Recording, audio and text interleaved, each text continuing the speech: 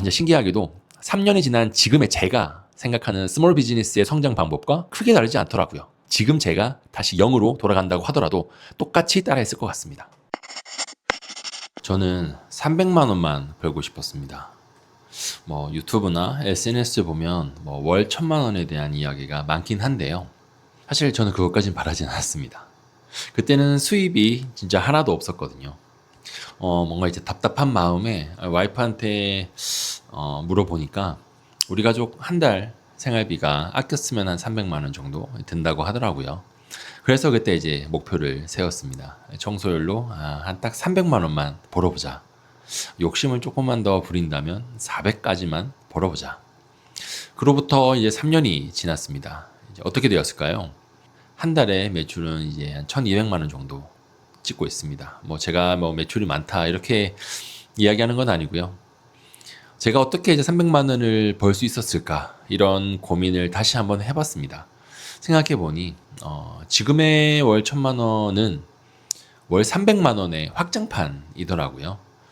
자전거 페달을 밟다가 놓으면은 더 이상 밟지 않아도 계속 앞으로 가잖아요. 그래서 여기까지 온 게 아닐까 생각이 들었습니다. 그러면은 문제는 이거죠. 어떻게 0에서 300까지 만들 수 있을까? 어떻게 하면 멈춰있던 자전거를 움직이게 할까? 그 딱딱한 페달을 힘줘서 밟을 수 있을까? 아마 3년 전에 저와 같은 상황에 놓이신 분들이 많을 거라고 생각합니다.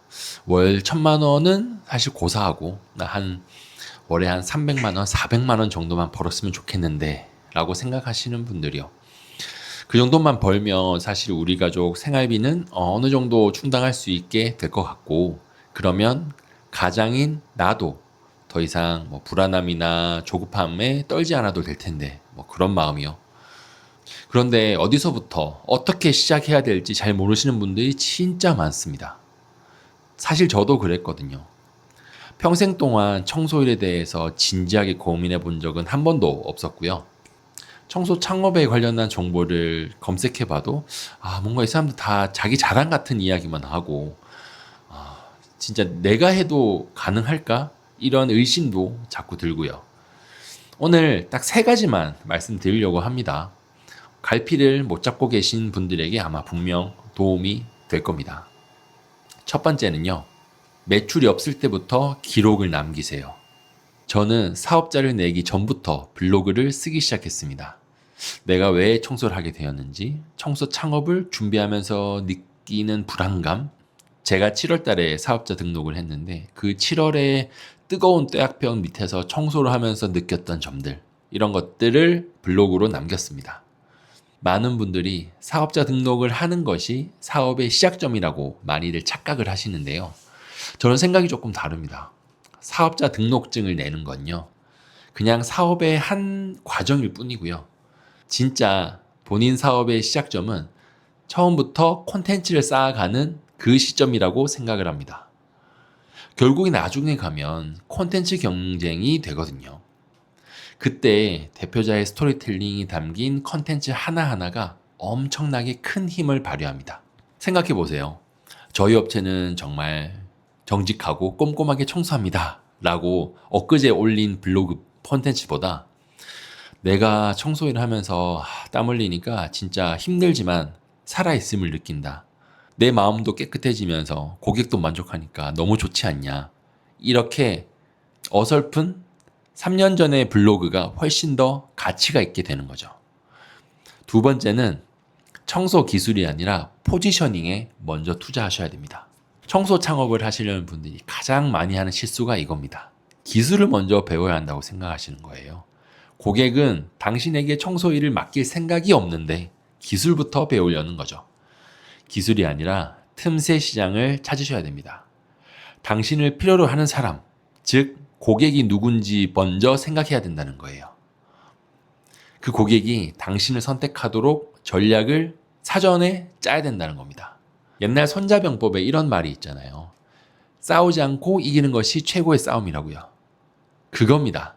먼저 내가 이길 수 있는 상황을 만들어 놓고 덤비는 거예요. 아마 지금 청소 창업을 생각하고 계신 분들이라면 어떤 청소 창업을 해야 할지 고민되시겠죠. 그런데 고민의 기준이 뭔지 생각해 보셨나요? 아마 그 고민의 기준에서 고객이 빠져있을 확률이 높습니다.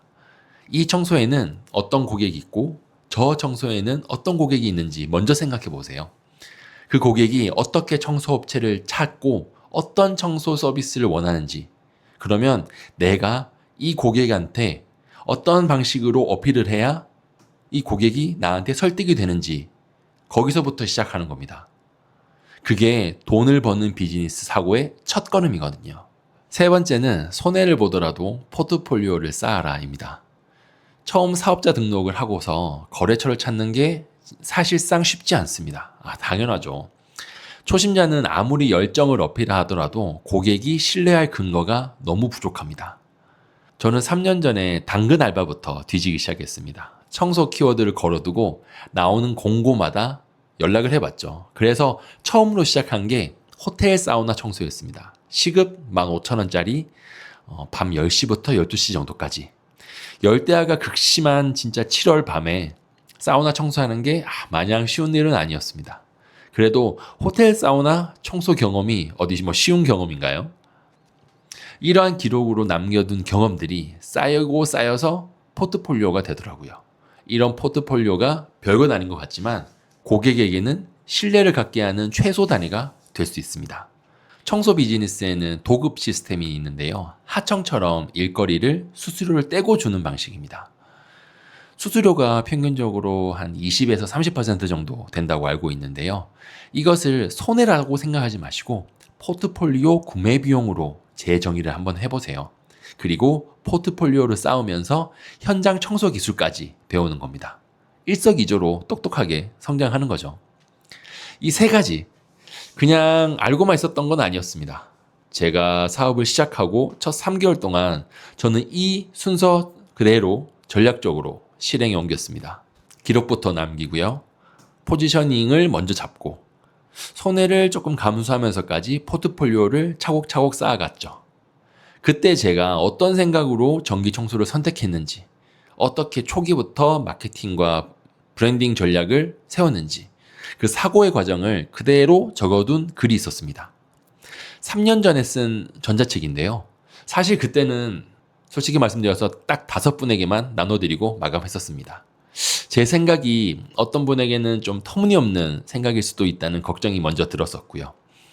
아직 사업자 등록한 지 3개월밖에 안 된 초보가 설령 다른 분들한테 강의파리로 오해받지 않을까 이러한 두려움도 사실 있었습니다. 3년이 지난 지금 또 문득 생각이 나서 다시 한번 꺼내봤는데요. 진짜 신기하게도 3년이 지난 지금의 제가 생각하는 스몰 비즈니스의 성장 방법과 크게 다르지 않더라고요. 3년 전에 세웠던 사고의 순서, 그때 했던 판단들이 지금 제가 다시 0으로 돌아간다고 하더라도 똑같이 따라했을 것 같습니다. 그동안 수십 명의 예비 창업자 분들에게 똑같이 말을 했었고요. 그래서 이번 기회에 26년 버전 개정을 해서 꼭 필요하신 분께 다시 드리려고 합니다. 오늘 말씀드린 건 딱 3가지였지만 사실 그 안에는 더 많은 디테일들이 숨어 있습니다. 왜 하필 전기청소가 이겨놓고 시작하는 싸움인 건지, 기술보다 먼저 투자해야 할 포지셔닝을 실제로 어떻게 잡았는지, 적게 일하면서도 매출을 지켜나가는 브랜딩, 마케팅은 뭐가 달랐는지, 그날 부딪히면서 정리했던 판단 기준들을 그대로 담아뒀습니다. 3년 전에 5분에게만 보여드렸던 그 판단 기준을 절실하신 분들에게 도움이 되셨으면 좋겠습니다. 궁금하신 분들은 아래 고정 댓글을 참고해 주시기 바랍니다. 영상 봐주셔서 감사합니다. 좋은 하루 되세요.